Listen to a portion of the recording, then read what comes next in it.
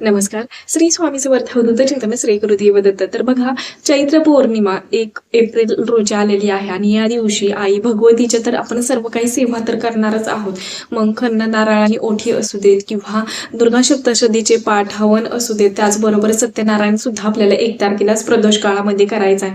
पण बघा, ह्या सर्व सेवेबरोबर बघा आपल्याही घरातील दरिद्रता जी काही बघा आपल्या घरात येणारी व्यक्ती, प्रत्येक जणच आपलं हितचिंतक आहे असं नाही. काही जण बघा आपल्या घरात तर येतात, तोंडावरती गोड गोड बोलतात, त्यांच्या मनात काहीतरी वेगळंच असतं आणि त्यांची नजर लागण्याची आपल्या घराला खरंच खूप मोठी शक्यता असते.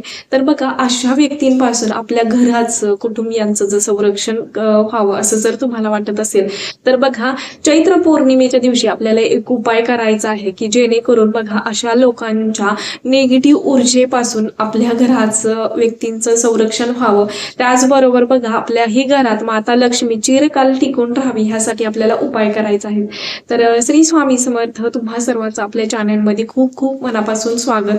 तर बघा, 1 एप्रिलला सकाळी हे उपाय करायचे आहेत. बघा, अगदीच देवपूजा झाली, आपलं देवघर सुद्धा या दिवशी स्वच्छ करायचं आहे. आपल्याला पौर्णिमेच्या दिवशी आपलं घर सुद्धा स्वच्छ करायचं आहे. म्हणजेच तुम्हाला घर पुसत असताना सुद्धा, फरशी पुसत असताना आपल्याला त्यामध्ये खडमीठ, गोमूत्र, हळद हे टाकून आपल्याला फरशी पुसायची आहे. पहिली तर आपल्या घरातील आपल्याला दरिद्रता काढायची आहे. त्याचबरोबर पौर्णिमा आहे, त्यामुळे आपला किचन ओटा सुद्धा स्वच्छ असणं तेवढंच महत्वाचं आहे. कारण किचन मध्ये अन्नपूर्ण मातेचा वास आणि त्याची सुद्धा आपल्याला आजच्या दिवशी म्हणजेच की पौर्णिमेच्या दिवशी ही पूजा करायची आहे.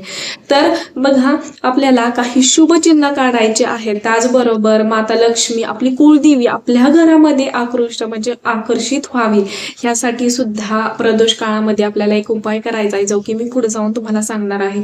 तर बघा, सर्वप्रथम तर आपल्याला आपल्या मुख्य दरवाजा स्वच्छ पुसून घ्यायचा आहे. त्यानंतर आपल्या मुख्य दरवाजावरती सुद्धा एक स्वस्तिक काढायचं आहे.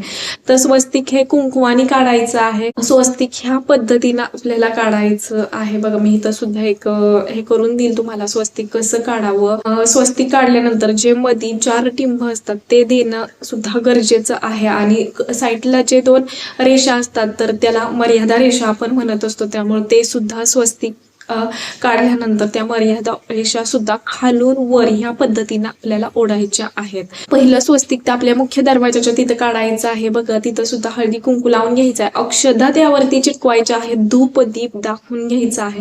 प्रार्थना करायची आहे की जे काही आमच्या घरात निगेटिव्ह ऊर्जा असू देत मग किंवा दरिद्रता असू दे, तिथूनच उंबऱ्यातूनच बाहेर जाऊ दे, घराचं, कुटुंबियांचं संरक्षण व्हावं यासाठी आपल्याला प्रार्थना करायची आहे.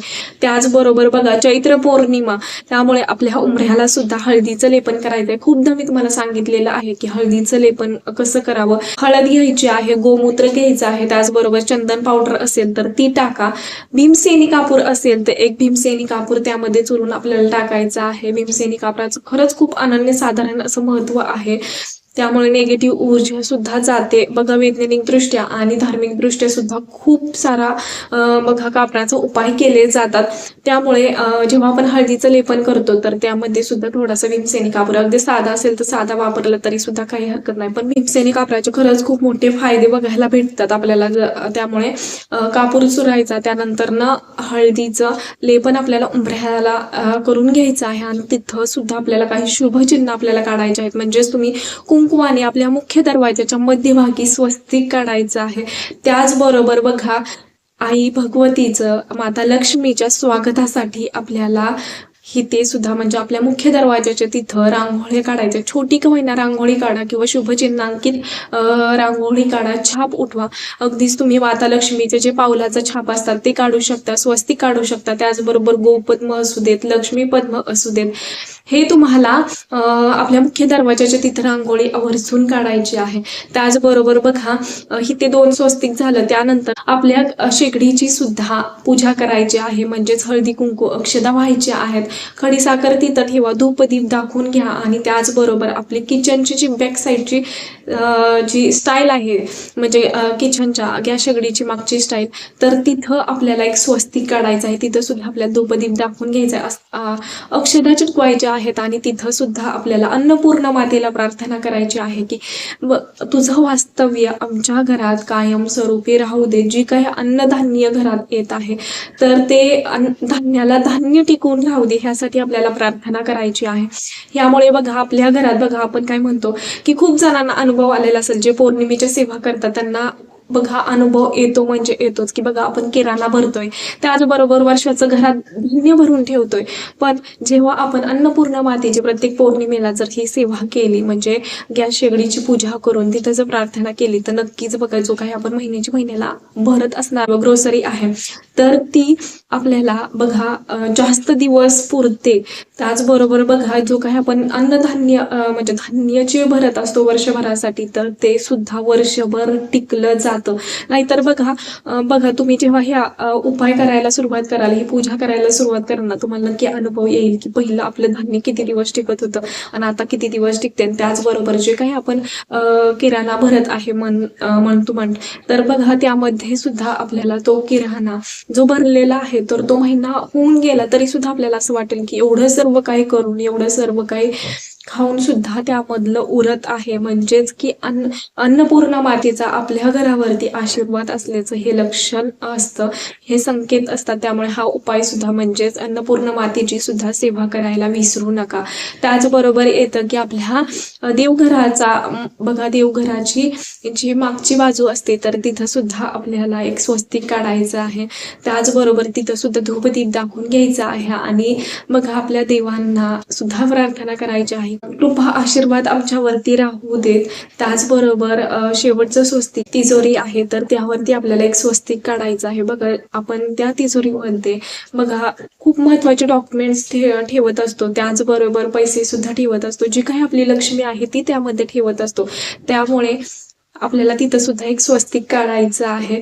त्याचबरोबर तिथं सुद्धा आपल्याला प्रार्थना करायची आहे. बघा हे सर्व काही स्वस्तिक काढत असताना आपल्या मनामध्ये एक तर प्रार्थना तर आपल्याला करायचीच आहे, पण त्या टायमिंग मध्ये आपल्याला एक मंत्र सुद्धा म्हणायचा आहे, तो म्हणजे ओम एम ह्रीम क्लीम चामुंडाय विचे. ओम एम ह्रीम क्लीम चामुंडाय विचे म्हणजेच नवर्ण मंत्राचं नाम जप करत आपल्याला हे सर्व काही स्वस्तिक काढून घ्यायची आहेत. तर सर्व ठिकाणी स्वस्तिक काढा. त्याचबरोबर बघा स्वस्तिक हे शुभतेचं मांगल्याचं प्रतीक मानलं गेलेलं आहे आणि प्रत्येक पूजेची सुरुवात आपण बघा स्वस्तिक पासून करत असतो. मग बघा पूजा मांडणी असू दे तरी सुद्धा तिथं स्वस्तिक काढलं जातं. त्याचबरोबर प्रत्येक शुभ गोष्टीची सुरुवात हे स्वस्तिक पासूनच आपण करत असतो. बघा स्वस्तिकाला मांगल्याचं शुभतेचं प्रतीक मानलं गेलेलं आहे, त्यामुळे स्वस्तिक पूर्ण ठिकाणी काढा. अगदी घरातील कोणीही स्वस्तिक तुम्ही काढू शकता, पण या दिवशी स्वस्तिक काढायला विसरू नका. त्याचबरोबर संध्याकाळी बघा या दिवशी आपण सत्यनारायण सुद्धा करणार आहोत. त्याचबरोबर सर्व काही आई भगवतीच्या सेवा सुद्धा करणार आहोत. पण प्रदोष काळामध्ये लक्ष्मी येण्याच्या टायमिंगला आपल्याला हा उपाय करायचा आहे की जेणेकरून जी काही आपल्या घरात येणारी लक्ष्मी आहे किंवा आपले कुळदेवी आहे तर ती आपल्या घरामध्ये आकृष्ट व्हावी, यासाठी आपल्याला हा उपाय करायचा आहे. तर 2 लवंगा घ्यायच्या आहेत, 2 भीमसेनी कापूर घ्यायचा आहे आणि जिथं आपलं देवघर आहे तिथं आपल्याला ते प्रज्वलित करायचं आहे. म्हणजेच 2 लवंगा घ्या, 2 भीमसेनी कापूर घ्या. भीमसेनी नसेल तर साधा कापूर घेतला तरी सुद्धा काही हरकत नाहीये. ते प्रज्वलित करायचं आहे आणि त्यानंतर ते पूर्णपणे शांत होस्तोपर्यंत आपल्याला नवार्णव मंत्राचं पठण करायचं आहे. ओम एम ह्रीम क्लीम चामुंडाय विचे. ओम एम ह्रीम क्लीम चामुंडाय विचे या मंत्राचं ते पूर्णपणे कापूर आणि लवंगा जळत नाही तोपर्यंत नवार्णव मंत्राचं मंत्र जाप करायचा आहे. यामुळे आपल्या घरातील निगेटिव्ह ऊर्जा तर जातेच, पण माता लक्ष्मी आई भगवती आपल्या घरात आगमन होतं. त्याचबरोबर घराची भरभराट होते.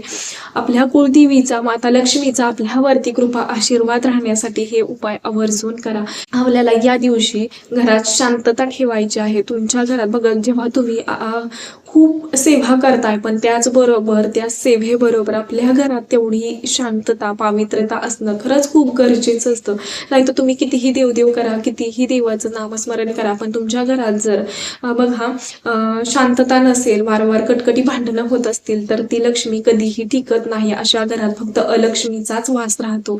त्यामुळे किती देवदेव करताय ह्यापेक्षा सुद्धा तुमच्या घरात किती शांतता आहे, किती एकमेकांना तुम्ही समजून घेता, त्याचबरोबर घरातील कुलस्त्रीचा किती आदर केला जातो, तिला किती मान सन्मान दिला जातो, ह्यानुसारच तुमच्या घरात येणारी लक्ष्मी ही टिकत असते.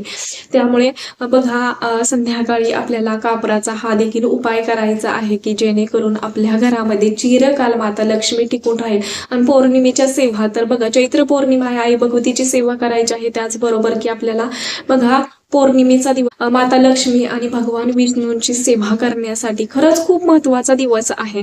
त्यामुळे ह्या सर्व काही सेवा करायला विसरू नका. खास करून मी महिलांना सांगते, कारण तुम्ही ज्या काही सेवा करता, अगदी तुम्हाला जास्त सेवा नाही जमत, पण मेन सणवार असतील किंवा अगदीच की जे काही मुख्य दिवस असतात ज्या दिवशी आपल्याकडून सेवा झाल्याच पाहिजे, या दिवशी जरी तुम्ही सेवा केल्या तरी सुद्धा आपल्या घरात कशाचीही कमतरता भासत नाही आणि आपल्या कुटुंबाची सुद्धा भरभराट होते. घरात माता लक्ष्मी आई कुळदेवीचा आशीर्वाद राहून बघा सर्व काही कामे शांततेत पारही पडतात आणि मार्गीही लागतात. समजलं असेल आतापर्यंत एवढंच. झालेली सीमा महाराजांच्या निरजू करते. व्हिडिओ आवडला असेल तर नक्कीच लाईक करा, शेअर करा आणि चॅनेलवरती नवीन असाल तसंच नवनवीन व्हिडिओ पाहण्यासाठी आपल्या चॅनेलला सबस्क्राईब करा आणि हाईप करायलाही विसरू नका. श्री स्वामी समर्थ.